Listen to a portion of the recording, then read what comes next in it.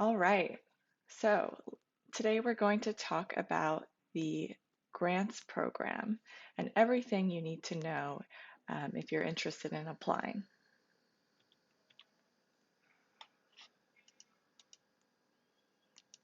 So what we're going to cover today, we're going to go through the program overview. We're going to talk about the grant process and evaluation criteria. We're going to talk about how to write a grant and scope your milestones to set you up for success. And then lastly, we're going to touch on larger wish list grants, which is new for 2021. So what is the purpose of the grants program? The purpose of the program is threefold. One, we want to activate the community. We measure that by the number of contributors. Number two, we want to increase usability. And so here we want to see applications, tooling, interfaces that make it easier for token holders, miners, or community members to participate in the ecosystem. And lastly, we want to decentralize, further the decentralization of the ecosystem. So when we have individuals, third parties building tooling, web apps, wallets, that's great for the ecosystem because it furthers the decentralization of the ecosystem. So the grants program was launched late 2020, and to date we've approved $67,000 across 19 grants. And so you can see on the left, we're showing where the grants are by stage of completeness. Some are still in contract phase, meaning they've yet to kick off, and then we measure as they move along milestones and then to completeness.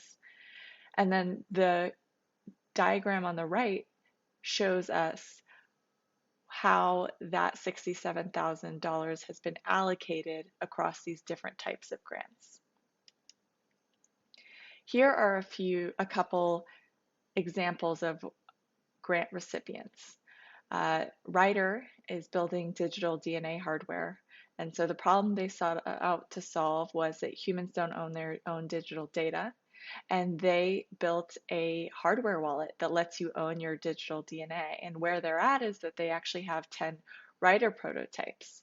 And you can learn more about the grant on GitHub. Another one that we funded is Clarity.tools. And that is an easy way to create tutorials, and it basically was solving the problem that their Stacks documentation includes lots of Clarity code examples, but those are static and there's not an easy way to interact with the code to better learn how to use the language. And so what he did was he essentially upgraded the documentation and added a special link that opened the Clarity code in Clarity.tools, and that displayed the result of the evaluating the code, and it basically made it easy for anyone to improve a developer environment. Okay, now let's move on to topic 2, which is the grants process and evaluation criteria. Just to review, we just talked about what the grants program is. It's a way to harness and engage active community members, a way to grow the community contributors, a way to build tooling, and further our mission of decentralization. It's open source, it's transparent. What it is not, it's not a business incubator or a venture fund or a DAO. All right, so now let's talk about the grants process. So what we do is we do everything transparently, and you can follow along on GitHub. You submit a proposal on GitHub. The grants committee reviews the grants every 7 days. This is both new grants as well as existing grants that may have shared updates. We then share back the feedback after that weekly meeting, and that may be questions, suggestions on helping to scope the grant, and then we aim to approve or decline a grant within 2 weeks. So want to work with you over basically 2 meetings to fully scope the grant and get you to approval. From there, we're going to onboard you, set you up on our bill.com, and send you a contract, which allows us to pay you. And then lastly, so then you're kind of ready to go. And as you work through the milestones of your grant, you share back in the comment section of GitHub, notifying the committee and the community of your updates. This is a great way to get feedback from the community. So what are some grant criteria that we look for? We have a lens of, does it fit into one of these 4 categories? Tooling and services, education and evangelism, core protocol development, or one of the grants we've requested on the wish list. And then another lens is, does it achieve one of these 5 goals? Does it further engage an activated community member? So if someone's really excited and they want to build something, that's awesome. Does it create a tool or adapt that makes it easier to participate in the network? Does it further the development or functionality of the protocol? Does it grow the Stacks community? Or does it demonstrate what is possible with Stacks and a user-owned internet? It doesn't need to achieve all 5 of these goals. We look for it to achieve one of these 5. And then a few other things is the grant scoped out in a way that we believe the recipient will complete the grant? So we want to make sure that the way that we fund the grant is tied to clear milestones.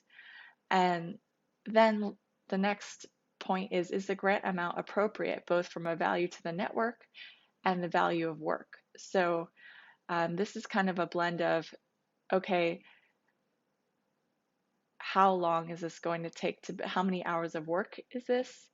And then it's also, regardless of how much work, how much value does it deliver to the network? And lastly, if it's an app or a tool, does the grantee genuinely care about the community, and will they be around to maintain and improve the app? We are mindful that something could be built and delivered, but then not maintained. And so if people are using something, a wallet or a DApp, and there's bugs and it's not being fixed, that can be an issue. So we kind of look to see if you're genuinely engaged in getting feedback and spend time with the community in some way or another. So common reasons why a grant is not approved. A grantee is clearly on the hunt for capital without providing value. This might be a generic grant request that isn't Clarity or Stacks protocol specific. They could apply for that anywhere. Number 2, the grant output is not using Stacks technology in a way that's useful. Number 3, what they want to do has already been done and there's no true value being delivered. So if you were to propose to build something or to do research that's already been done, that might not get approved. The application is not well scoped or well defined, even with multiple rounds of feedback. So we spend time sharing back feedback to help scope the grants. And this happens both on Discord with you one-on-one, as well as on GitHub. And if we spent quite a bit of time with you and it's not getting there, we can't get confidence that you're going to be able to deliver this. And so that might be a reason why a grant is not approved. And then lastly, the amount requested doesn't represent the value that the output delivers to the ecosystem. How to scope your grant proposal. The best grant applications clearly outline the project's purpose, who it benefits, how the project will serve the mission, and a measurable outcome. There's relevant experience from the individual or team.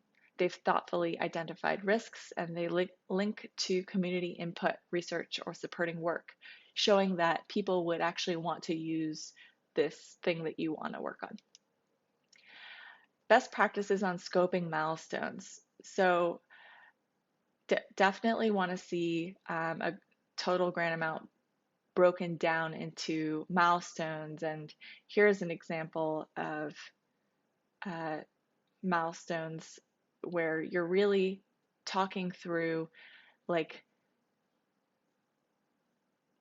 not only what is able to be done technically or visually, but also what the deliverable is. Like, how would we know to disperse the next milestone? There's got to be a deliverable there. So, new in 2021 is wishlist items. In addition to community-led smaller grants, we're funding larger scope grants.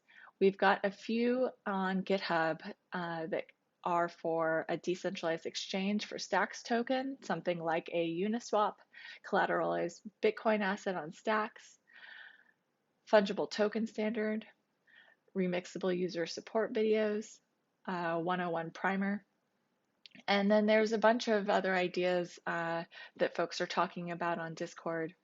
And these larger grants are going to be done slightly differently. There's larger amounts, and typically they're scoped by someone who's closely in the ecosystem and has a really good sense of something that would be super useful, either technically or from a usability standpoint, or make it easier for people to participate. But maybe one of the different groups, whether it's Freehold or Damon or Hero, they may not have full-time employees who have time to work on it, so they have taken time to scope and shepherd a grant that they want to see built. And so we've worked with them to scope these, and instead of getting feedback and going back and forth with the grants committee, you're going to work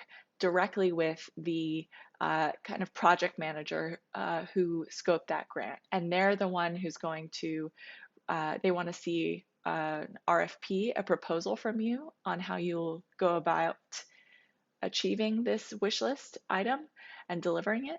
And then on a weekly or bi-weekly basis, you would be checking in with them, and they'll be looking through your code to kind of gut check, is this being, has this milestone been achieved? And then they would communicate back with the committee, hey, X, Y, and Z is done. We're moving on to milestone 2. And so that's how the larger grants are going to be managed. So thank you for taking time to watch, and we are available on GitHub.